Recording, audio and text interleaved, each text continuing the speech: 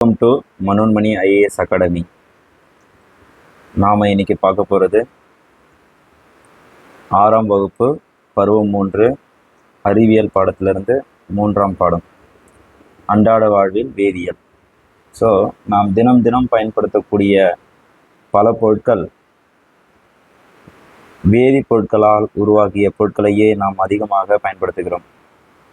உதாரணமாக பற்பசை, மசாலா, சோப்பு, உரங்கள், மருந்துகள், கொசுவர்த்தி சுருள், கை கழுவும் திரவம், வாசனை திரவியம், மேலும் பல. ஸோ இவை அனைத்துமே வேதியியல் பொருட்கள். ஸோ இந்த பாடத்தில் நம்ம என்னென்ன பார்க்க போகிறோம்?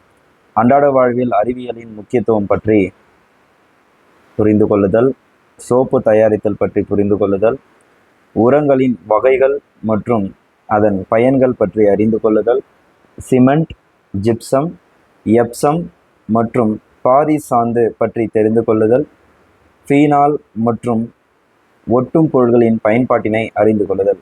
வேதியியல் பொருட்களான முக்கியமான பொருட்களில் பார்த்தீங்கன்னாக்கா அன்றாட வாழ்வில் எந்த பொருள்கள் அதிகமாக பயன்படுத்துகிறோம், ஸோ அந்த பொருள் என்ன வேதியியல் பொருட்களால் செய்யப்பட்டுள்ளது, அதனுடைய தன்மை என்ன, அதை எவ்வாறு பயன்படுத்த வேண்டும் என்று நாம் சில வழிமுறைகளை இப்பாடத்தில் பார்க்கலாம். சரி, வேதியியல் மாற்றம், இயற்பியல் மாற்றம். ஸோ வேதியியல் மாற்றம் செய்யப்பட்ட பொருட்கள் என்ன எது, இயற்பியல் மாற்றம் செய்யப்பட்ட பொருட்கள்னா எது அப்படின்றத பார்ப்போம். இப்போ வேதியியல் மாற்றம் செய்யப்பட்ட ஒரு பொருள் புதிய பொருளை உருவாக்கும் நிகழ்வு ஆகும். அப்போது ஒரு பொருள் வேதியியல் மாற்றம் செய்து ஒரு பொருள் உருவாக்கிட்டீங்கன்னா திரும்ப அது பழைய நிலைமைக்கு வராது. ஸோ அதுதான் வேதியியல் மாற்றம் செய்யப்பட்ட ஒரு பொருள் புதிய பொருளை உருவாக்கும் நிகழ்வாகும். இயற்பியல் மாற்றம் என்பது பொருள்களின் வடிவம், அளவு மற்றும் பருமனில் மற்றும் ஏற்படும் மாற்றமாகும். இப்போ ஒரு உருவத்திலிருந்தோ இல்லை வடிவத்திலிருந்தோ இல்லை பருமனிலிருந்தோ வேறொரு பொருளாக மாற்றினாலும் திரும்பவும் பழைய நிலைக்கு அப்பொருளை உருவாக்க முடியும். உதாரணமாக நீரானது திரவ நிலையிலிருந்து திண்ம நிலைக்கும், வாயு நிலையிலிருந்து திரவ நிலைக்கும், திரவ நிலையிலிருந்து திண்ம நிலைக்கும் மாற்றக்கூடிய செயலை கூறலாம். இது இயற்பியல் மாற்றமாகும். அடுத்தது, வேதியியலாளர்கள் மஞ்சளை இயற்கை நிறங்காட்டி என்று அழைக்கிறார்கள். ஆம், இயற்கையாக கிடைக்கக்கூடிய மஞ்சளிலிருந்து மஞ்சள் பல நிறங்களை நாம் பார்த்துள்ளோம். அதில் மஞ்சளை மட்டும் இயற்கை நிறங்காட்டி என்று அழைக்கிறார்கள். இதன் மூலம் ஒரு கரைசல் அமிலத்தன்மை வாய்ந்ததா காரத்தன்மை வாய்ந்ததா என நம்மால் அடையாளம் காண முடியும். ஒரு கரைசல்ன்றது கரைப்பான் மற்றும் கரைப்பொருள் சேர்ந்தது தான் கரைசல்ன்றதை நம்ம ஒரு பாடத்தில் பார்த்துடணும். ஒரு கரைப்பான் ஒரு கரைப்பொருள் சேர்ந்தது கரைசல் அப்படின்னு பார்த்தோம். அப்போ அந்த கரைசல் அமிலத்தன்மை வாய்ந்ததா இல்லை காரத்தன்மை வாய்ந்ததா என நம்மால காண முடியும். எதன் மூலமா? இந்த மஞ்சளை வைத்து. சரி, இப்போ நீங்கள் கூட மஞ்சள் காமாலையெல்லாம் பார்த்துருப்பீங்க. ஸோ ஈஸியாக கண்டுபிடிக்கிறதுக்கான இயற்கை மருத்துவத்தில் பார்த்தீங்கன்னாக்கா நம்மளுடைய யூரியா என்ன பண்ணுவீங்க, காலையில் வெறும் வயிற்றில் இருக்கும்போது சாப்பாட்டில் என்ன பண்ணுவீங்க, அது எடுத்துக்கும் போது அந்த யூரியா அதில் பாஸ் பண்ணும்போது அது மஞ்சள் கலரில் மாறும் இல்லையா? அப்போ அந்த மஞ்சள் நிறங்காட்டி சில நோய்களை முன்னறிவிப்போடு நமக்கு தெரியப்படுத்துது. ஸோ அவங்களுக்கு என்ன விதமான நோய் இருக்குது. இப்போ நீங்கள் கூட சளி பார்த்தீங்கன்னாக்கா மஞ்சள் கரையில் வந்துச்சுனாக்கா மார்சளி இருக்குது. அதுமாரிலாம் நம்ம நிறைய இயற்கையாக நம்ம செக் பண்ணுவோம் இல்லையா, முன்னறிவிப்போடு. ஸோ அதெல்லாம் பார்ப்போம். அதேமாரி நம்முடைய அன்றாட செயல்பாடுகளில் வேதியியல் எவ்வாறு முக்கியத்துவம் வாய்ந்தது என்பதை கண்டறிய கீழ்கண்ட வினாக்களுக்கு உங்கள் ஆசிரியரிடம் துணையோடு விடைகளை கண்டுபிடிங்கள். ஸோ நமக்குள்ளே நிறைய கொஸ்டின்ஸ் எழுந்திருக்கும். பால் தயிராக எவ்வாறு மாற்றமடைகின்றன? ஸோ ஒரு பால் தயிராக எப்படி மாற்றுறது? ஒன்று பால் காய்த்து, ஒன்று பழைய தயிரை கொஞ்சோண்டு அதில் நம்ம மிக்ஸ் பண்ணாக்கா அது என்ன வரும், தயிராக மாறுறதுக்கு வாய்ப்பு இருக்குது. இல்லைனாக்கா எலுமிச்சை சாறை நம்ம விட்டோம்னாக்கா பால் தயிராக மாறும். செம்பு பாத்திரத்தில் இருக்கக்கூடிய கரையை எவ்வாறு அகற்றலாம்? ஸோ செம்பு பாத்திரத்தில் பார்த்தீங்கன்னாக்கா கரை இருந்ததுன்னா அது என்ன பண்ணுவீங்க, பீதாம்பரி பவுடரை போட்டு நீங்கள் வாஷ் பண்ணும்போது அது என்ன ஆகிடும், ஆட்டோமேட்டிக்காக கலர் வந்து திரும்ப செம்பு கலரே மாறிடும். ஏன்னா ஆக்சிஜன் காற்று படும்போது அதனுடைய செம்பு நிறம் என்ன ஆகுது, கலர் மாறிடுது. நீங்கள் வெள்ளி கூட எடுத்துக்கிட்டீங்கன்னாக்கா, வெள்ளியே பார்த்தீங்கன்னாக்கா காற்றில் உள்ள ஆக்சிஜன் வந்து அதில் படும்போது பார்த்தீங்கன்னாக்கா அது வினை புரிந்து என்ன ஆகுனாக்கா கருப்பு கலரில் மாறிடும். புதிதாக தயாரிக்கப்பட்ட இட்லி மாவின் இட்லி சற்று கடினமாகவும் பழைய மாவில் தயாரிக்கப்பட்ட இட்லி மிருதுவாகவும் இருப்பதற்கான காரணம் அது என்னன்னாக்கா, அதில் வந்து ஈஸ்ட் பாக்டீரியான்ற ஒரு மிக்ஸ் ஆகிறதுனால அது என்ன ஆகுனாக்கா அதனுடைய தன்மையை மிருதுவாக மாற்றுது. அதனால தான் வந்து பார்த்தீங்கன்னாக்கா நம்ம அது புளிச்ச மாவை என்ன பண்ணோம், நம்ம செய்யும்போது இட்லியோ தோசையோ செய்யும்போது அது மிருதுவாக இருக்கும். அதே வந்து ரஃபாக நீங்கள் உடனே அரைச்சிட்டு வந்து செஞ்சீங்கன்னாக்கா அந்த மாவில் வந்து பார்த்தீங்கன்னாக்கா இறுக்கமாக இருக்கிறதுனால உங்களுக்கு வந்து கடினமாக காணப்படுகிறது. இரும்பு எவ்வாறு துருப்பிடிக்கிறது? ஸோ அந்த காற்றில் உள்ள ஈரப்பதமும் அந்த இரும்போட வினை புரியும் போது இரும்பு துருப்பிடிக்கிறதுன்னு பார்த்தோம். வெள்ளை சர்க்கரையை, ஸோ இதுக்கு இன்னொரு பேர் என்ன, ஜீனி அப்படின்னு சொல்லுவாங்க. வெள்ளை சர்க்கரையை சூடேற்றும் போது ஏன் கருப்பாக மாட்டுகிறது? இதுவும் அதே காரணம்தான். சரி, வேதியியல் என்பது பருப்பொருளின் அடிப்படை கூறுகள். ஸோ ஒரு வேதியியல் என்பது பார்த்தீங்கன்னா பருப்பொருள் எடுத்துக்கிறீங்க. பருப்பொருள் வந்து 3 விதமாக பார்த்துருப்போம். என்னது, திண்மம், திரவம், வாயு அப்படின்னு சொல்லிட்டு. திண்மம், திரவம், வாயுவில் இருக்கக்கூடிய அடிப்படை கூறுகள், அணுக்கள், அது மாதிரி நம்ம வகையாக பிரிச்சிருப்போம். அப்போ அடிப்படை கூறுகள், அமைப்பு, பண்புகள் மற்றும் அவற்றில் ஏற்படும் மாறுதல்களை பற்றி படிக்கும் அறிவியல் பிரிவு அப்படின்றத தான் நம்ம வேதியியல். இப்போ வேதியியல் கெமிஸ்ட்ரி அப்படின்றது வந்து பார்த்தீங்கன்னாக்கா பருப்பொருளின் அடிப்படை கூறுகளை பற்றி படிப்போம், அமைப்பு பற்றி படிப்போம், பண்புகள் பற்றி படிப்போம், அவற்றில் ஏற்படும் மாறுதலை பற்றி படிக்கும் ஒரு அறிவியல் பிரிவு தான் வேதியியல். அப்போ வேதியியலின் சிறப்பு என்னவெனில் அது பருப்பொருள்களின் அடிப்படை துகள்களான அணுக்கள், மூலக்கூறுகளின் பண்பையும் அவற்றின் சேர்க்கையால் ஏற்படும் விளைவுகளையும் நமக்கு எளிமையாக விளக்குகிறது. ஸோ இது வந்து நம்ம ஆல்ரெடி பார்த்துட்டு தான் திரும்பவும் இங்கே கொடுத்துருக்குறாங்க. அடுத்தது, நாம் அருந்தும் நீர், நன்னீர். நன்னீர் என்று சொல்லுவோம் இல்லையா? நீர் வந்து H2O. அப்போ இரண்டு வெவ்வேறு மூலக்கூறுகள் கலவையினால் கிடைக்கக்கூடிய ஒரு கலவை, அதுதான் வந்து நீர் அப்படின்னு சொல்லுவோம். ஹைட்ரஜனும் ஆக்சிஜனும் இணைந்த ஒரு வேதிப்பொருளாகும். நாம் சமையலுக்கு பயன்படுத்தும் உப்பு, சோடியம் குளோரைடு, NaCl, சோடியமும் குளோரினும் இணைந்த ஒரு வேதிப்பொருள். அப்போ ரெண்டு மூலக்கூறுகள், ரெண்டு தனிமங்கள் இணையும் போது நமக்கு வந்து ஒரு கலவை சேர்மம் கிடைக்கிறது. 2 தனிமம் சேரும்போது ஒரு சேர்மம் கிடைக்கிறது. அந்த சேர்மத்தை தான் நாம் ஒரு வேதிப்பொருள் என்கிறோம். சரி, வெங்காயத்தை நீங்க என்ன பண்றீங்க, கட் பண்ணும்போது கண்ணில் எரிச்சல் ஏற்படும் இல்லையா? அப்போ அந்த கண் எரிச்சலுக்கு முக்கியமான காரணம் பார்த்தீங்கன்னாக்கா அந்த செதில்கள் இருக்கு இல்லையா? அந்த வெங்காயத்தினுடைய கீற்றில் வந்து பார்த்தீங்கன்னா செல்கள் இருக்கும். அந்த செல்களை கட் பண்ணும்போது பார்த்தீங்கன்னாக்கா அந்த செல்கள் வழியா புரோபேன் தயால் எஸ் ஆக்சைடு என்னும் வேதிப்பொருள் வந்து வெளிப்படும். அது வந்து ஆவியாகக்கூடிய தன்மை கொண்டதுனால தான் நமக்கு என்ன பண்ணுதுன்னா கண்ணில் டைரக்டா பட்டு நமக்கு என்ன ஆகுதுன்னா கண் எரிச்சலுடன் கண்ணீரும் வருகிறது. அதான் இங்க கொடுத்துருக்குறாங்க. வெங்காயத்தினை நறுக்கும் பொழுது நம்மில் பலருக்கு கண்களில் எரிச்சலுடன் கண்ணீர் வருவதற்கான காரணம் அதன் செல்களில் பொதிந்துள்ள புரோபேன் தயால் எஸ் ஆக்சைடு என்னும் வேதிப்பொருள் ஆகும். இது எளிதில் ஆவியாகக்கூடியது. சரி, கட் பண்றதுனால மட்டும்தான் அது வந்து உருவாகுதா? இல்லை, அதை நசுக்கிறதுனாலையும் அதிகமா உடனே வெளிப்படும்ன்றாங்க. அப்போ நீங்க கட் பண்றதை காட்டிலும் நசுக்கும் போது அதிகமா செல்கள் உடையும் போது அதிகமான புரோபேன் எஸ் தயால் உருவாச்சுனாக்கா உடனே கண்ணில் வந்து அது பட்டு எரிச்சலுடன் கண்ணீரை தூண்டும். இப்போ கண் எரிச்சல் கம்மியாகணும் என்ன பண்ணுவீங்க?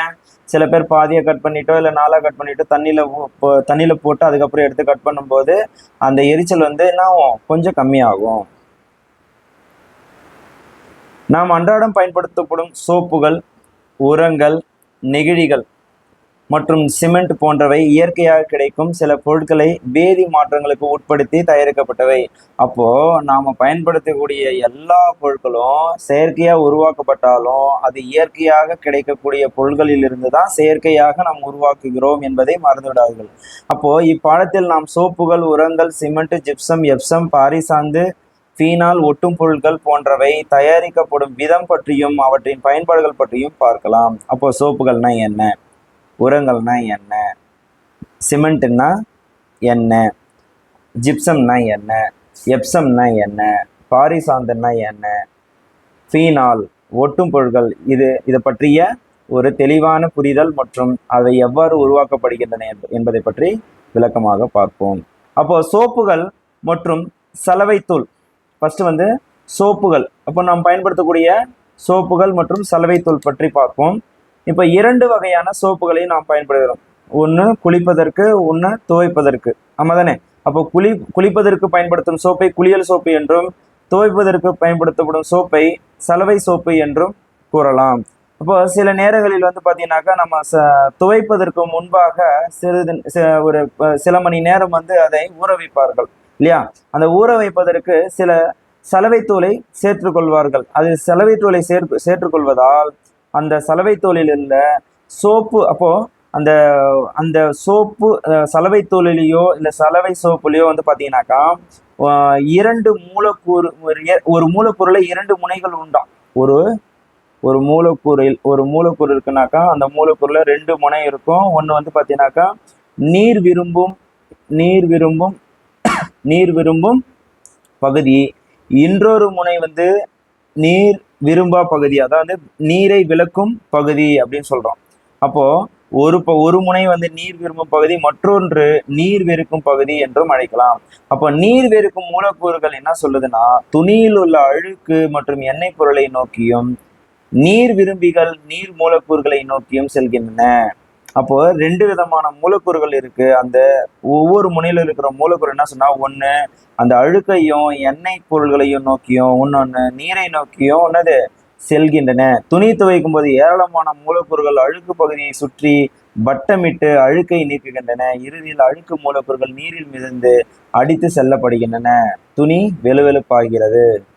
சரி, சோப்பு தயாரித்தல். சோப்பு தயாரித்திற்கு முக்கியமா நமக்கு 3 பொருள் இருந்தால் சோப்பு உருவாக்கிடலாம். 1 நீர், 2வது சோடியம் ஹைட்ராக்சைடு, 3வது தேங்காய் எண்ணெய்.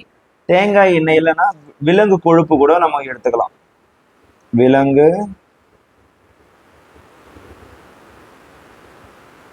கொழுப்பு. ஸோ அப்போ வந்து நீர், சோடியம் ஹைட்ராக்சைடுடைய மூலக்கூறு வாய்ப்பாடு வந்து NaOH, விலங்கு கொழுப்புல தேங்காய் எண்ணெய். இது 3 பொருள் இருந்தாக்கா ஒரு சோப்பு உருவாக்கிக்கலாம். சரி, உரங்கள். இப்போ 2வது வந்து நம்ம உரங்கள் பார்ப்போம். சரி, உரங்கள்ல வந்து பார்த்தீங்கன்னாக்கா எதுக்காக இந்த உரங்கள் பயன்படுத்துகிறோம்? ஸோ வந்து ஒரு தாவரங்கள் வந்து செழுமையாக வளர்வதற்கும் ஊட்டச்சத்து தேவைப்படுது இல்லையா? இப்போ மனிதர்களே வந்து ஊட்டச்சத்து, இப்போ வந்து பார்த்தீங்கன்னா தண்ணீரை வச்சு நம்மளால உயிர் வாழ முடியாது. உணவும் நமக்கு தேவை. அந்த உணவுல தான் நமக்கு என்ன தேவைப்படுது, என்ன கிடைக்குது, ஊட்டச்சத்து கிடைக்குது. அது மாதிரி தாவரங்களுக்கு நீரும் சூரிய ஒளி, காற்று இது மட்டும் பத்தாது, அதுக்கு தேவையான சில ஊட்டச்சத்துகளும் தேவைப்படுகிறது. அப்போ தாவரங்கள் வந்து தங்களுக்கு தேவையான ஊட்டச்சத்துக்களை மண்ணிலிருந்து பெறுகின்றன. அப்போ மண்ணிலிருந்து பெறுகின்றன, அந்த மண்ணில வந்து அடிப்படையான ஊட்டச்சத்துக்கள் வந்து இல்லைன்னா முதன்மையான ஊட்டச்சத்துக்கள் கண்டிப்பா இருக்கணும். அந்த முதன்மையான ஊட்டச்சத்துக்கள்னா எதுனா நைட்ரஜன், பாஸ்பரஸ், பொட்டாசியம். இது கண்டிப்பா அந்த ஊட்டச்சத்து கிடைக்கணும். சரி, இப்போ பாஸ்பரஸ், நைட்ரஜன், பொட்டாசியம் வந்து பார்த்தீங்கன்னாக்கா டைரக்டா வந்து ஒரு அரிசி விளைவிக்கிறதுக்கோ, சோளம் விளைவிக்கிறதுக்கோ, கரும்பு விளைவிக்கிறதுக்கோ, நிலக்கடலை விளைவிக்கிறதுக்கோ, அப்போ ஒவ்வொரு பயிருக்கும் தேவையான ஊட்டச்சத்துக்கள் வந்து வெவ்வேறு விதமா இருக்கலாம். ஸோ அதுக்கு தேவையான ஊட்டச்சத்தை நாம வந்து என்ன பண்ணுவோம், மண்ணிலே இருக்காது. அப்போ மண்ணிலே இருக்காத காரணத்தினால நம்ம என்ன பண்ணுவோம், உரங்களாக, செயற்கையாக உருவாக்கப்பட்ட உரங்களால நம்மளால என்ன பண்ண முடியும், மண்ணிற்கு கொடுக்க முடியும். மண்ணிலிருந்து செடிகளுக்கு அது எடுத்துக்கொள்ளும். அப்போ பயிர்களுக்கு தேவையான 1 அல்லது அதற்கு அதிகமான ஊட்டச்சத்துக்களை அளிப்பதற்கு மண்ணில் சேர்க்கப்படும் கரிம பொருள்கள் மற்றும் கனிம பொருட்கள் நாம் உரங்கள் என்கிறோம். அது என்ன கரிம பொருட்கள், கனிம பொருட்கள், அதை பத்தி நமக்கு தெரியணும் இல்லையா? சரி, கரிம பொருட்கள் ஃபர்ஸ்ட் வந்து என்ன பார்க்கலாம்னா கனிம உரங்கள், கனிம உரங்கள் பத்தி பார்ப்போம். கனிம பொருட்கள்ல இருந்து கனிம உரங்களை எப்படி பயன்படுத்தலாம்? அப்போ இயற்கையாக, அதாவது மண்ணில் இயற்கையாக கிடைக்கக்கூடிய கனிம பொருட்களை கொண்டு தொழிற்சாலைகளில் வேதி மாற்றத்திற்கு உட்பட்டு தயாரிக்கப்படும் உரங்கள் வந்து கனிம உரங்கள் என அழைக்கிறோம். எடுத்துக்காட்டு நாம இப்ப சொன்னோம் இல்லையா, urea, super phosphate, ammonium sulphate, potassium nitrate இதுதான் நமக்கு கனிம உரங்களாக உரக்கடைகளில் விற்கப்படுகின்றன. டைரெக்டாக போயிட்டு வாங்க முடியாது இல்லையா, ஆதார் கார்டு இருந்தால் தான் உங்களுக்கு வந்து என்ன பண்ணுவாங்க, உரத்தை சேல் பண்ணுவாங்க. சரியா? இப்போ இந்த யூரியா என்ன, யூரியாவில் எவ்வளோ பர்சன்டேஜ் நைட்ரஜன் இருக்கும், எவ்வளோ பர்சன்டேஜ் பாஸ்பரஸ் இருக்கும், எவ்வளோ பர்சன்டேஜ் பொட்டாசியம் இருக்கும். அதேமாதிரி சூப்பர் பாஸ்பேட்டில், அமோனியம் சல்ஃபேட்டில், பொட்டாசியம் நைட்ரேட்டில். முதல்ல அதை பற்றி அதுக்கு வந்து மூலக்கூறு வாய்ப்பாடு நமக்கு தெரியணும். யூரியானா CONH2 அதேமாரி சூப்பர் பாஸ்பேட் அது வேறு எப்படி சொல்லலாம், சிங்கிள் சூப்பர் பாஸ்பேட்னு சொல்லலாம், சிங்கிள் சூப்பர் பாஸ்பேட் SSPன்னு சொல்லுவோம். இதனுடைய மூலக்கூறு வாய்ப்பாடு வந்து CaH2PO4 into H2O plus CaSO4. அப்போ CaH2PO4 into H2O இதை நம்ம எப்படி சொல்லுவோம்னா calcium tie hydrogen phosphate, CaSO4 வந்து கால்சியம் சல்ஃபேட். இது ரெண்டுத்தையும் சேர்ந்தது தான் சூப்பர் பாஸ்பேட்னு சொல்லுவோம். அதேமாரி அமோனியம் சல்ஃபேட் வந்து NH4O2SO4. அதேமாரி பொட்டாசியம் நைட்ரேட் வந்து KNO3. ஃபஸ்ட்டு யூரியாவில் வந்து எவ்வளோ பர்சன்டேஜ் நைட்ரஜன் இருக்குன்னா 46% வந்து நைட்ரஜன் இருக்குது. அப்போது யூரியா அப்படின்றது வந்து பார்த்தீங்கன்னாக்கா யூரியா மட்டும், நான் சொல்கிறது வந்து யூரியா மட்டும், யூரியான்னு ஒரு உரம் எடுத்துக்கிறீங்க, அந்த யூரியாவில் மட்டும் நைட்ரஜன் மட்டும் சொல்கிறேன் நான். அதில் பல சத்துக்கள் ஊட்டச்சத்துக்கள் இருக்கும். நான் சொல்கிறது வந்து அதில் நைட்ரஜன் மட்டும் 46% என்னது இருக்குது, நைட்ரஜன் இருக்குது. அதேமாதிரி சூப்பர் பாஸ்பேட் எடுத்துக்கிட்டிங்கன்னா 8-9% வந்து பாஸ்பரஸ் இருக்குது. அதேமாதிரி அமோனியம் சல்ஃபேட் எடுத்திங்கன்னா அதில் நைட்ரஜனும் இருக்கும், பொட்டாசியம் இருக்கும். அப்போ நைட்ரஜன் வந்து பார்த்தீங்கன்னா 21% நைட்ரஜனும், பொட்டாசியம் வந்து பார்த்தீங்கன்னா பொட்டாசியம் இல்லை, அதேமாதிரி நைட்ரஜன் மட்டும் தான் இருக்கும். பொட்டாசியம் நைட்ரேட்டில் தான் ரெண்டுமே இருக்கும், நைட்ரஜன் இருக்கும், பொட்டாசியம் இருக்கும். நைட்ரஜன் வந்து பார்த்தீங்கன்னா 13% நைட்ரஜனும் 44% பொட்டாசியம் இருக்கும். அடுத்தது வந்து பார்த்தீங்கன்னா கரிம உரங்கள் பார்ப்போம். கரிம உரங்கள் என்னென்னா நுண்ணுயிரிகளால் தொகுக்கப்பட்ட தாவர மற்றும் விலங்கு கழிவுகள் அனைத்தும் இயற்கை மற்றும் கரிம உரங்கள் எனப்படும். அதாவது வந்து நுண்ணுயிரினா என்னது, சின்ன சின்ன உயிர்கள் இருந்து பெரிய பெரிய உயிர்கள் வரைக்கும், தாவரங்களாகட்டும் விலங்குகளாகட்டும், இதனுடைய கழிவுகள்.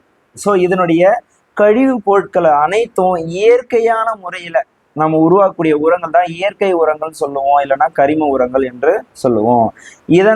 இந்த வகை உரங்களை நாம் எளிமையாக தயாரித்து பயன்படுத்த முடியும். ஸோ நம்ம இயற்கையாக என்ன பண்ணலான்னாக்கா, நம்ம வீட்டில் பயன்படுத்தக்கூடிய மக்கக்கூடிய சில பொருட்களை என்ன பண்ணலான்னாக்கா ஒரு இடத்துல வந்து சேவ் பண்ணி டெய்லியும் ஈரப்பதமாக வச்சுட்டு அதை க்ளோஸ் பண்ணி வச்சிங்கனாக்கா குறைந்தது ஒரு 90 நாளில் என்ன பண்ணலான்னாக்கா இயற்கை உரங்களை உருவாக்கிக்கலாம். அதில் வந்து பார்த்தீங்கன்னா மண்புழு வந்து உருவாயிடும். இந்த மண்புழு என்ன பண்ணுனாக்கா அந்த உணவை அதை தான் உண்டு அது சரி விட்டு அதனுடைய கழிவை வெளிப்படுத்தும் போது அந்த மண்ணில் கலக்கும் போது அங்கே வந்து பார்த்தோன்னா உரமாக அது கன்வெர்ட் ஆகும். இயற்கையாக கிடைக்கக்கூடிய இந்த மண்புழு உரம், தொழு உரம் அப்படின்றது வந்து ரொம்பவே இயற்கைக்கு ரொம்ப நல்லது. நெக்ஸ்ட்டு இப்போ இந்த கொஸ்டின் எப்படி கேட்பாங்கன்னா, நாம் 50 கிலோகிராம் யூராவினை பயன்படுத்தும் போது அட்டவணையின்படி 23 கிலோகிராம் நைட்ரஜன் 46% மண்ணில் சேர்க்கப்படுகிறது. அதாவது வந்து கொஸ்டின் என்னன்னா 50 கிலோகிராம் யூரியா, நான் என்ன சொல்லியிருந்தேன், ஒரு யூரியாவில் வந்து பார்த்தீங்கன்னாக்கா எவ்வளோ பர்சன்டேஜ் வந்து நைட்ரஜன் இருக்கும், 46% நைட்ரஜன் இருக்குன்னு ஆல்ரெடி மேலே பார்த்துருந்தோம். இப்போ 50 கிலோன்னு எடுத்துக்கிறீங்க அப்படின்னா 50 கிலோவில் 46% நைட்ரஜன் இருக்குன்னா அப்போ எத்தனை கிலோ வந்து நைட்ரஜன் கேட்குறாங்க. அப்போது 50 2 100, அப்போ 100 வந்து 2 4 2 6, அப்போ 23 கிலோ வந்து நைட்ரஜன் இருக்கும். 23 கிலோ நைட்ரஜன் இருக்கும், அதை தான் இங்கே கொடுத்துருக்குறாங்க. நெக்ஸ்ட் அமோனியம் சல்ஃபேட்டில் எத்தனை சதவீதம் நைட்ரஜன் உள்ளது, இதே சேம் கான்செப்ட் தான். அமோனியம் சல்ஃபேட்டில் வந்து மொத்தம் வந்து பார்த்தீங்கன்னாக்கா நைட்ரஜன் கேட்குறாங்க. அப்போ அமோனியம் சல்ஃபேட்டுன்றது எது, மூணாவதாக இருக்குது பாருங்கள். மூணாவதுல வந்து 21% நைட்ரஜன் இருக்குது. அப்போது டேரெக்டாகவே இந்த கொஸ்டின் வந்து சிம்பிளாக கேட்டிருக்காங்க. அமோனியம் சல்ஃபேட்டில் எத்தனை சதவீதம் நைட்ரஜன்னா 21%. கீழே 50 கிலோகிராம் பொட்டாசியம் நைட்ரேட் உரமிட்டால் எவ்வளவு பொட்டாசியம் மண்ணில் சேர்க்கப்படும், அதே தான் 44%. அப்போ 50 × 44/100 வந்து 52 100, இப்போ 100 2 வந்து 44 அடிச்சோம்னா 22 கிலோகிராம், 22 கிலோகிராம். நெக்ஸ்ட்டு சிமெண்ட், மூணாவதாக வந்து சிமெண்ட் பார்ப்போம். சிமெண்ட்டும் ஒரு வேதிப்பொருள் இல்லையா? இது வந்து இயற்கையில் கிடைக்கக்கூடிய, அப்போது நமக்கு சிமெண்ட் தயாரிக்கணும்னா 3 பொருட்கள் தேவை. ஒன்று சுண்ணாம்பு கல், களிமண், அப்புறம் ஜிப்சம். இது 3 பொருளும் இருந்தாக்கா நாம் என்ன பண்ணலான்னாக்கா சிமெண்ட்டு உருவாக்கிடலாம். அப்போது இந்த 3 தாது உப்புக்களை கலந்து அரைப்பதன் மூலம் சிமெண்ட் தயாரிக்கப்படுகிறது. சரி, இந்த 3 பொருட்கள் இல்லாமல் ஜிப்சம் சொல்லியிருந்தேன் இல்லையா? சுண்ணாம்புக்கல், களிமண், ஜிப்சம். சிமெண்ட்டுடன் நீர் சேர்க்கும் போது சில நிமிடங்களில் அது கெட்டிப்படுகிறது. என்னன்னாக்கா நீங்கள் நீர் வந்து மிக்ஸ் பண்ணீங்கன்னாக்கா உடனே என்ன ஆகிடும்னாக்கா சீக்கிரமாக கெட்டி ஆகிடும். அந்த கெட்டி ஆகிறத கொஞ்ச நேரம் கழித்து கெட்டி ஆகிறதுக்கு நம்ம என்ன பண்ணோம்னா ஜிப்சம் வந்து சிறிதளவு சேர்க்கப்படுகிறது. இந்த ஜிப்சம் என்ன பண்ணுதுன்னா சிமெண்டின் கெட்டிப்படும் நேரத்தை கொஞ்ச நேரம் தாமதப்படுத்தும். உடனே என்னது கெட்டிப்படுத்தாமல் கொஞ்ச நேரம் தாமதப்படுத்தி தான் அது என்ன பண்ணும், இறுக்கமாக்கும். இப்போ கூட நீங்கள் பார்த்தீங்கன்னா சிமெண்ட்டில் கன்ஸ்ட்ரக்ஷன் பண்ணுற எந்த ஒரு பில்டிங் ஆகட்டும், தரையாகட்டும், ரூப் ஆகட்டும், நீங்கள் என்ன பண்ணுவீங்க, டெய்லி என்ன பண்ணுவாங்க, கட்டி முடிச்சதுக்கப்புறம் ஜல்லி போட்டதுக்கப்புறம் கன்ஸ்ட்ரக்ஷன் முடிச்சதுக்கப்புறம் பார்த்தீங்கன்னாக்கா பாத்தி கட்டி தண்ணி விடுவாங்க. அந்த தண்ணி வந்து ஹோல்டு பண்ணும்போது பார்த்தீங்கன்னாக்கா அது வந்து 1 நாளோ 2 நாளோ 3 நாளோ என்ன ஆகுனாக்கா அது இறுக்கமாகும். அந்த ஜிப்சன் என்ன பண்ணுதுன்னா அந்த இறுக்கத்தை, அந்த கடினத்தை என்ன பண்ணுது, கொஞ்சம் டைம் எடுத்துக்குது. அதுக்கு தான் வந்து பார்த்தீங்கன்னாக்கா கன்ஸ்ட்ரக்ஷன் பண்ணும்போது உடனே செட் ஆகாது, அது சில மணி நேரம் எடுத்துக்கொள்ளும். சரி, இங்கிலாந்து இதை வந்து சிமெண்ட் யார் தயாரிச்சது, யார் கண்டுபிடிச்சது, அது நமக்கு தெரியும் இல்லையா? அப்போ இங்கிலாந்து நாட்டை சேர்ந்த வில்லியம் ஆஸ்பிடின் என்பவர் தான் 1824ஆம் ஆண்டு முதலில் சிமெண்ட் கண்டுபிடித்தார். யாரு? வில்லியம் ஆஸ்பிடின். எந்த வருஷம்? 1824. இது இங்கிலாந்து நாட்டில் உள்ள போர்ட்லேண்ட் என்னும் இடத்தில் கிடைக்கும் சுண்ணாம்பு கல்லின் தன்மையை ஒத்திருந்ததால் போர்ட்லேண்ட் சிமெண்ட் என்று அழைக்கப்படுகிறது. அப்போ இவர் கண்டுபிடிச்ச அந்த சிமெண்ட் இருக்கு இல்லையா, இது வந்து பார்த்தீங்கன்னாக்கா இது எதை கூட ஒப்பிட்டு இருக்காங்க, போர்ட்லேண்ட் என்னும் இடத்தில் கிடைக்கும் சுண்ணாம்பு கல் வந்து ஒத்து இருந்தது. அதனால தான் என்னது, கல்லின் தன்மை ஒத்திருந்ததால இது போர்ட்லேண்ட் சிமெண்ட் என்று அழைக்கப்படுகிறது. போர்ட்லேண்ட் சிமெண்ட் என்று அழைக்கப்படுகிறது. சரி, சிமெண்டின் பயன்கள். ஸோ நம்ம காரை பயன்படுத்துறதுக்கு, அதேமாரி கற்காரை கான்கிரீட் பயன்படுத்துறதுக்கு, அதேமாதிரி வலுவூட்டப்பட்ட காரை ரீஇன்ஃபோர்ஸ்டு சிமெண்ட் கான்கிரீட் தயாரிக்கிறதுக்கு. அப்போ பார்த்தீங்கன்னாக்கா காரை உங்களுக்கே தெரியும், சிமெண்ட்டும் மணலும் சேர்ந்து அதான் சிமெண்ட்டும் மணலும் நீரும் சேர்ந்து கலந்த கலவை வந்து வீடுகளின் சுவர்கள் கட்டுவதற்கும் மேலே பூசுவதற்கும் நமக்கு வந்து இந்த காரை வந்து என்னது, காரை என்பது சிமெண்ட்டும் மணலும் நீரும் சேர்ந்தது. சிமெண்ட்டும் மணலும் நீரும் சேர்ந்தது காரை அப்படின்னு சொல்றாங்க. அதேமாதிரி காங்கிரீட் கற்காரை, அதில் பார்த்தீங்கன்னா சிமெண்ட்டு, மணல், நீர், இது கூட என்னது ஜல்லி கற்களும் சேர்ந்தது கற்காரை அப்படின்னு சொல்லுவோம், காரை. அதேமாரி வலுவூட்டப்பட்ட காரை ரீஇன்ஃபோர்ஸ்டு சிமெண்ட் கான்கிரீட், அதை வந்து ஷார்ட்டாக ஆர்சிசின்னு சொல்லலாம். ஆர்சிசின்னு என்னது, சில பேர் கன்ஸ்ட்ரக்ஷன் கேட்பாங்க, இது ஆர்சிசி பில்டிங்கா? ஆர்சிசி பில்டிங் என்னது, தளம் போட்ட பில்டிங். நீங்கள் பார்த்துருப்பீங்க தளம் போட்ட பில்டிங். என்ன பண்ணுங்க, கம்பி கட்டி ஜல்லி போட்டு தளம் போட்டு கட்டின வீட்டை எல்லாமே என்னது ஆர்சிசி பில்டிங் சொல்லுவாங்க. ஆர்சிசினா ரீஇன்ஃபோர்ஸ்டு சிமெண்ட் கான்கிரீட். இது வந்து எதாலனா இரும்பு கம்பிகள் அல்லது எஃகு வலை, இரும்பு கம்பிகள் அல்லது எஃகு வலை கற்களோடு சேர்த்து பெறப்படுவதே. கற்களோடுனா கற்கள் மட்டும் கிடையாது, இது கூட என்னது சிமெண்ட், மணல், ஜல்லி எல்லாமே சேர்ந்தது தான் என்னது வலுவூட்டப்பட்ட காரை அப்படின்னு சொல்லுவோம். சரி, இது வந்து எங்கெல்லாம் பயன்படுத்துகிறாங்கன்னா அணை கட்டுதலுக்கு, பாலங்கள் கட்டுவதற்கு, வீட்டின் மேல் தளம், தூண்கள் கட்டுவதற்கு பயன்படுகிறது. இதை கொண்டு பெரிய குடிநீர் தொட்டிகள், ஸோ ஊருக்கு தேவையான பெரிய தொட்டியை வந்து கட்டுவதற்கு குழாய்கள் மற்றும் கழிவு நீர் வடிகால்கள் அமைக்கிறார்கள். ஸோ இன்னைக்கு வந்து கன்ஸ்ட்ரக்ஷன் பண்ணுற பில்டிங் எல்லாமே பார்த்தீங்கன்னாக்கா இரும்பு கம்பியை என்னது சிமெண்ட்டோடு ஜல்லி எல்லாம் மணல் சேர்ந்து கட்டும்போது அது வலுவூட்டப்பட்ட காரையாக வந்து என்னது உருவாக்குறாங்க. அதுதான் ஆர்சிசி அப்படின்னு சொல்லுவோம். நெக்ஸ்ட்டு ஜிப்சம் பார்ப்போம். ஜிப்சம்னா என்ன? ஜிப்சம் என்பது இயற்கையாக கிடைக்கக்கூடிய ஒரு மிருதுவான நிறமற்ற கனிம பொருளாகும். இதன் வேதி பெயர் கால்சியம் சல்ஃபேட்டை ஹைட்ரேட். அப்போ ஜிப்சம் கேட்டாங்கனாக்கா இயற்கையாக கிடைக்கக்கூடிய வேதிப்பொருட்கள். அப்போது இதனுடைய மூலக்கூறு வாய்ப்பாடு வந்து CaSO4 × 2H2O. ஸோ இதனுடைய பயன் என்ன? அப்போ ஜிப்சம் வந்து இயற்கையாக கிடைக்கிறதுனால தான் நம்ம சிமெண்ட் வந்து உற்பத்தி அதிகமாகின்னு இருக்கு. ஸோ அது வந்து நமக்கு அதனுடைய பற்றாக்குறை அதிகமானாலும் நமக்கு சிமெண்ட் தட்டுப்பாடு ஏற்படக்கூடிய வாய்ப்பும் அதிகமாக இருக்குது. அப்போ இப்போ நமக்கு சிமெண்ட் அதிகமாக கிடைக்குதுன்னா அதனுடைய இயற்கையாக கிடைக்கக்கூடிய பொருட்கள் வந்து அதிகமாக இருக்கிறதுனால நமக்கு ஈஸியாக கிடைக்குது இல்லையா. இப்போ இதனுடைய பயன்கள் வந்து பார்த்தீங்கன்னா உரமாக பயன்படுகிறது. ஸோ நமக்கு பார்த்தீங்கன்னாக்கா செயற்கை உரம் சொல்லி நம்ம மேலே பார்த்துருந்தோம். கனிம பொருட்களை வைத்து கனிம உரங்களை பயன்படுத்தக்கூடியது. அந்த இடத்துலையும் இந்த ஜிப்சம் பயன்படுத்துகிறாங்க. சிமெண்ட் தயாரிக்க பயன்படுத்துகிறாங்க. பாரிஸ் சாந்து தயாரிக்க பாரிஸ் சாந்து என்னன்னா ஒயிட் கலர் பவுடராக இருக்கும். ஸோ இது ஒட்டுறதுக்கு இது வந்து பார்த்தீங்கன்னாக்கா மிக்ஸ் பண்ணி ஒட்டுவாங்க. நீங்கள் கூட அந்த சிமெண்ட்டு அந்த டைல்ஸ் ஒட்டும் போது பார்த்தீங்கன்னாக்கா பவுட்ரு மாதிரி யூஸ் பண்ணிவிட்டு அது என்ன பண்ணுவாங்க, மிக்ஸ் பண்ணி என்ன பண்ணுவாங்க, அது இடுக்கடில் வந்து என்ன பண்ணுவாங்க, அதை பூசுவாங்க. அதனால என்ன ஆகுனாக்கா அந்த இடுக்கில் இருக்கிற அந்த தண்ணி புகாத மாதிரியும் அந்த 2 கற்களுக்கு வந்து இறுக்கமாக இருக்கிற மாதிரியும் பூசியிருப்பாங்க. அதேமாரி சிமெண்ட் பாரிஸ் சாந்து தயாரிக்க பயன்படுது. எப்சம்னா என்ன? எப்சம் என்பது மெக்னீசியம் சல்ஃபேட் ஹைட்ரேட் என்னும் உப்பாகும். அப்போ இதனுடைய மூலக்கூறு வாய்ப்பாடு வந்து MgSO4 7H2O. இது பல்வேறு வகைகளில் நமக்கு பயன்படுகிறது. இதனுடைய பயன் என்னன்னா மருத்துவ துறையில் மனிதனின் மன அழுத்தத்தை குறைக்கும் அமைதிப்படுத்திகளாக எப்சம் உள்ளது. அப்போ எப்சம் என்னது? மன அழுத்தத்தை குறைக்கும் அமைதிப்படுத்தியாக எப்சம் பயன்படுகிறது. மனித தசை மற்றும் நரம்பு மண்டலத்தை சீராக்குகிறது. அப்போ மெடிக்கல் டிபார்ட்மெண்ட்ல இது எப்சம் வந்து முக்கியமாக பயன்படுது. அதே மாதிரி தோல் நோய்களை தீர்க்கும் களிம்புகளில் பயன்படுகிறது. விவசாயத்தில் தாவரங்களின் வளர்ச்சியை ஊக்குவிக்க பயன்படுகிறது. அப்போ உரத்துலையும் நம்ம பயன்படுத்துகிறோம். நெக்ஸ்ட் பாரிஸ் சாந்து. ஸோ பாரிஸ் சாந்து என்னன்னா ஒரு மிக நுண்ணிய வெள்ளை பொடியாகும். பொடின்னு சொல்லிட்டாங்க. பொடினா எப்படி இருக்குன்னு உங்களுக்கே தெரியும்.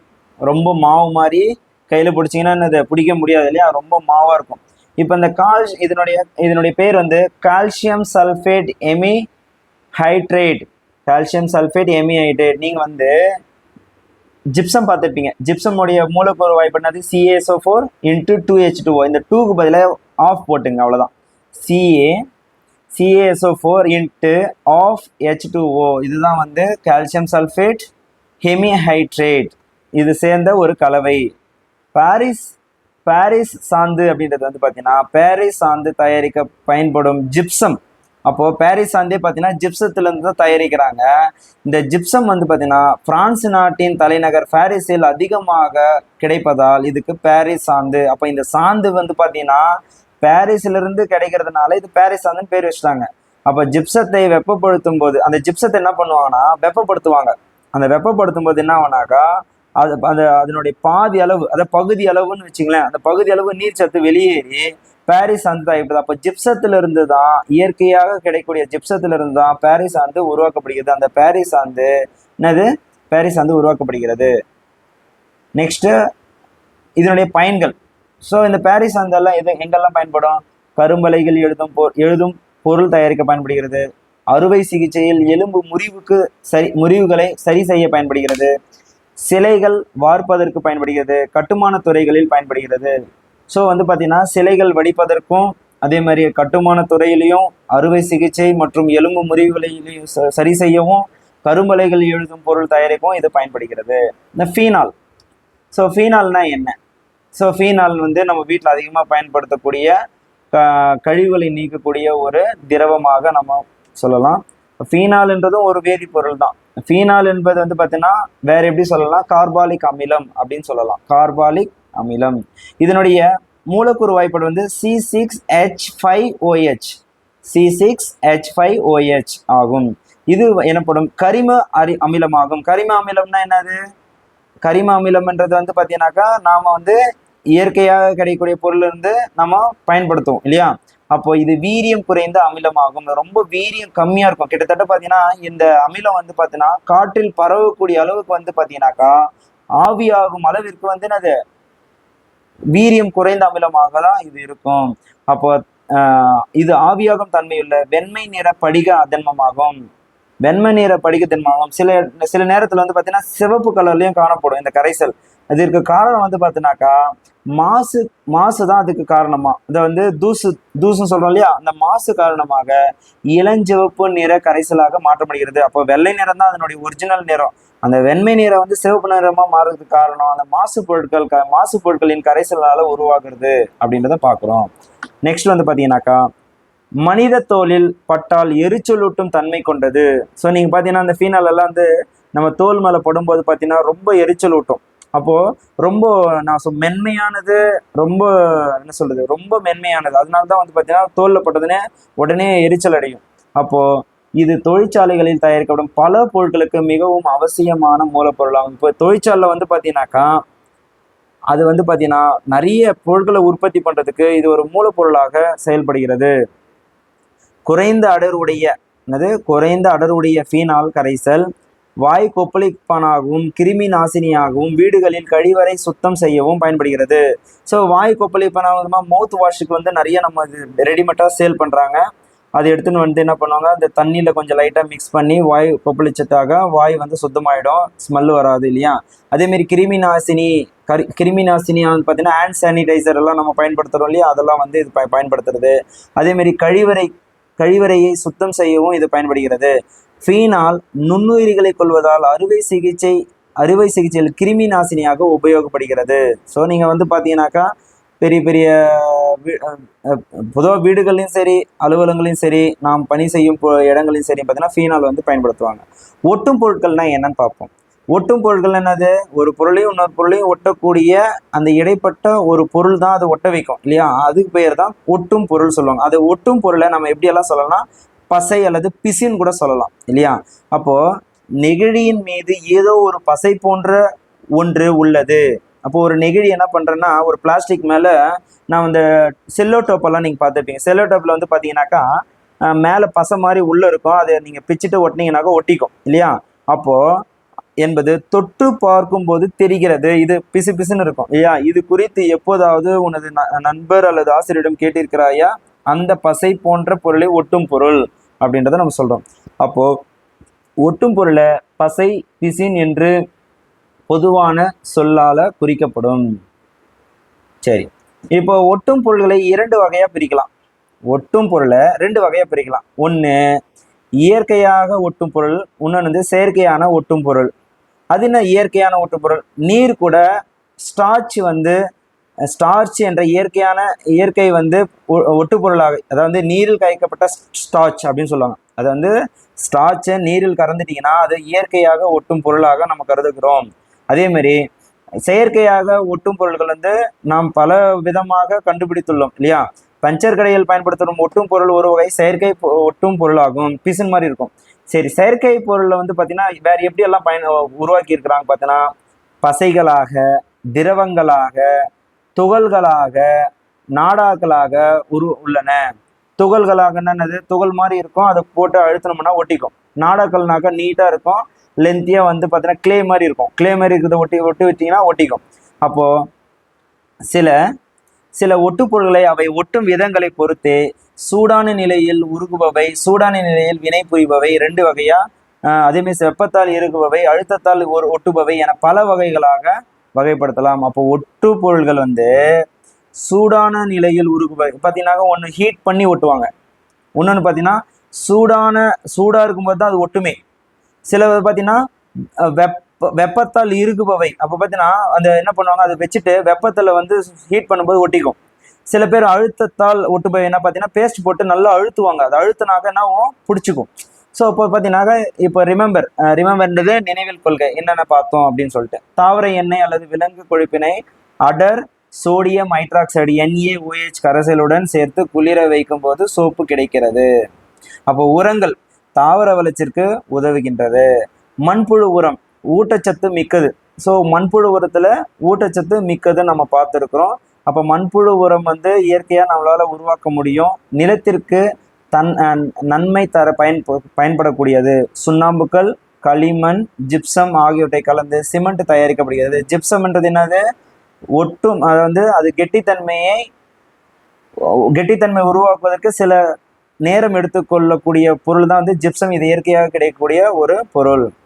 அதே மாதிரி எலும்பு முறிவினை சரி செய்ய பாரிஸ் சாந்து பயன்படுகிறது. ஸோ பாரிஸ் சாந்து எதிலிருந்து உருவாக்கப்படுகிறது? ஜிப்சத்தை வெப்பப்படுத்தும் பொழுது அதிலிருந்து என்னது, நீரேற்றப்பட்டு உருவாக்கப்படக்கூடிய ஒரு வெள்ளை பொருள். நீர்த்த ஃபீனால் சுத்தம் செய்யும் பொருளாகவும் கிருமி நாசினியாகவும் மற்றும் வாய் கொப்பளிக்கவும் பயன்படுகின்றது. ஒரு பரப்பின் மீதோ அல்லது இரண்டு வெவ்வேறு பொருள்களின் பரப்பின் மீதோ பூசி அவற்றை ஒட்டுவதற்கு பயன்படும் பொருளே ஒட்டு பொருளாகும். ஸோ புக் பேக் கொஸ்டின் பார்ப்போம். சோப்புகளின் முதன்மை மூலம் அப்படின்னு பார்த்தீங்கன்னாக்கா, அப்போ சோப்பு தயாரிக்கிறதுக்கு என்னென்ன தேவைப்படும்? நீர், அப்புறம் நீர், தாவர எண்ணெய் அல்லது விலங்கு கொழுப்பு, அப்புறம் வந்து சோடியம் ஹைட்ராக்சைடு. இது மூணும் இருந்தால் தான் நம்மளால் என்ன பண்ண முடியும்? சோப்பு தயாரிக்க முடியும். ஸோ கீழே வந்து பார்த்தீங்கன்னாக்கா முதன்மை மூலம் அப்படின்னு பார்த்தீங்கன்னா அதில் என்ன கொடுத்துருக்குறாங்க?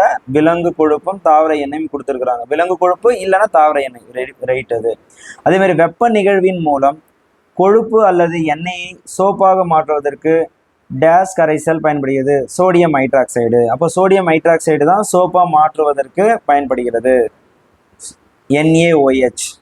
சிமெண்டில் ஜிப்சம் சேர்க்கப்படுவதற்கான காரணம் கெட்டிப்படும் தன்மையை தாமதப்படுத்த. ஸோ அதுக்கு சிறிது நேரம் எடுத்துக்கிறதுக்காக ஜிப்சமை சேர்த்துக்குவாங்க. ஃபீனால் என்பது கார்பாலிக் அமிலம் அப்படின்றத நம்ம மேலே பார்த்துருந்தோம், ஞாபகம் வந்துருச்சுங்களா? ஃபீனால் கார்பாலிக் அமிலம். CaSO4 × 2H2O ஃபீனால் இல்லை, ஃபீனாலுக்கு வந்து வேற ஃபார்முலா. ஃபீனால் வந்து கார்பாலிக் அமிலம். நெக்ஸ்ட் இயற்கை ஒட்டு பொருள். அப்போ இயற்கை நீருடன் என்னது? ஸ்டார்ச் சேர்ப்பதனால் இயற்கை ஒட்டு பொருள் கிடைக்கிறதுன்னு பார்த்துருந்தோம். இங்கே வந்து ஸ்டார்ச் கீழே கொடுத்துருக்காங்க. வெங்காயம் நறுக்கும் போது நம் கண்களில் கண்ணீர் வர காரணமான வாயு வந்து பார்த்தீங்கன்னா propane diol S oxide. Propane diol X oxide, அது செல்களில் பதிந்துள்ள ஒரு ஆக்சைடு. சோப்பு தயாரிக்க நீர், தேங்காய் எண்ணெய் மற்றும் சோடியம் ஹைட்ராக்சைடு தேவைப்படுகிறது. உழவனின் நண்பன் என்பவன் மண்புழு. சுற்றுச்சூழலுக்கு உகந்தவை இயற்கை உரங்கள், செயற்கை உரங்கள் அல்ல. இயற்கை பசைக்கு உதாரணம் அதை இயற்கை ஒட்டு பொருள்னாலும் ஒன்று தான், இயற்கை பசையினாலும் ஒன்று தான். அப்போ நீரும் ஸ்டார்ச்சும் சேர்ந்தது. சரியா தவறா? செறிவூட்டப்பட்ட பீனால் கிருமி நாசினியாக பயன்படுகிறது? இல்லை, குறைந்த செறிவுள்ள. ரொம்ப செறிவூட்டிட்டீங்கன்னா என்னது? அதனுடைய தன்மை இழந்துடும் இல்லையா? அதனால குறைந்த செறிவுள்ள பீனால் தான் கிருமி நாசினியாக பயன்படுகிறது, அது தப்பு. ஜிப்சம் என்பது மருத்துவத்துறையில் அதிகளவு பயன்படுகிறது. அப்போ ஜிப்சம் டைரக்டாக கண்டுபிடிக்கிறது என்னது? ஜிப்சம் கிடையாது, அது வந்து வேற பயன்படும். எப்சம் தான்ன்றது மருத்துவத்துறையில் வந்து அதிகளவு பயன்படுகிறது. ஜிப்சத்தை சூடுபடுத்துவதன் மூலம் பாரிஸ் சாந்து கிடைக்கிறது. ஆமாம், சூடுபடுத்தும் போது தான் நம்ம என்ன பண்ணுவோம்? அதை பாரிஸ் சாந்து கண்டுபிடிப்போம். அப்போ ஒட்டும் பொருள் என்பது இரு பொருள்களை ஒன்றோடு ஒன்று ஒட்ட பிரிக்க பயன்படுகிறதுன்னு கொடுத்துக்கிறாங்க, தப்பு. ஒட்ட தான் பயன்படும். NPK வந்து நைட்ரஜன், பாஸ்பரஸ், பொட்டாசியம் என்பது தாவரங்களுக்கான முதன்மை சத்துகள். ஆமாம், பொறுத்துக்க. சோப்பு என்பது NaOH, அதனுடைய முதன்மை பொருள் இல்லையா?